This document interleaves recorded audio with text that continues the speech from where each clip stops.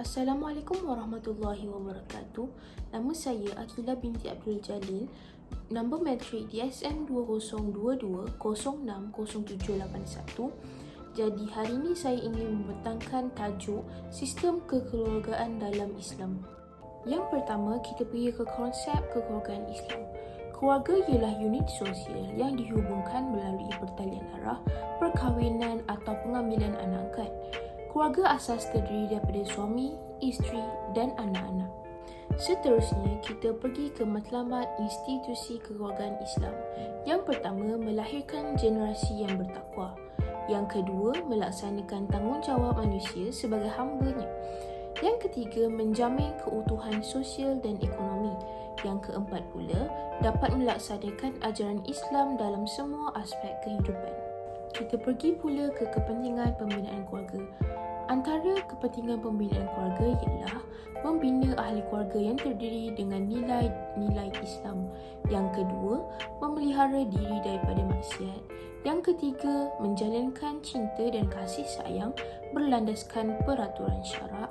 Yang terakhir, mengamalkan sunnah Rasulullah SAW. Seterusnya, kita pergi ke tanggungjawab suami dalam keluarga.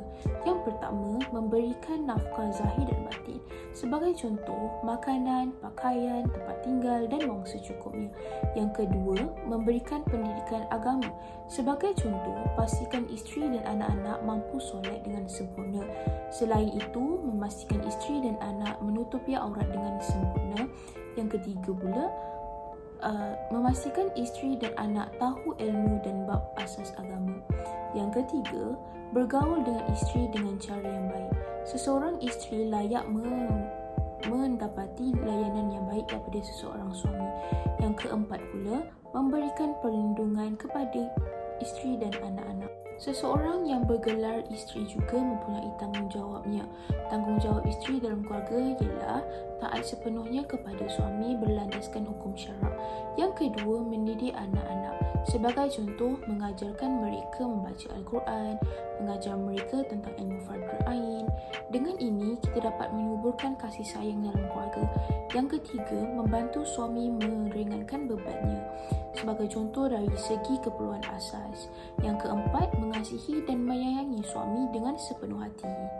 Seterusnya, tanggungjawab seorang anak pula. Yang pertama, tidak meninggikan suara kepada ibu bapa, walaupun perkataan sekalipun. Yang kedua, bersopan santun dan menghormati kedua ibu bapa kita. Yang ketiga, sentiasa mendoakan kebaikan ibu bapa kita. Sebagai contoh, dikurniakan rezeki, diberikan kesihatan yang baik. Yang keempat pula, taat dan patuh terhadap suruhan ibu bapa. Yang terakhir, kita pergi ke kesimpulan untuk tajuk hari ini. Keluarga merupakan komponen penting dalam proses pembentukan masyarakat dan seterusnya negara. Tanpa institusi keluarga, keupayaan masyarakat dan negara tidak akan sempurna.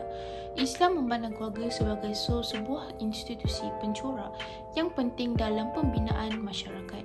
Sekiranya keluarga yang dibentuk beriman, maka akan lahirlah masyarakat yang beriman. Itu saja dari saya hari ini. Terima kasih kerana meluangkan masa untuk menonton video ini.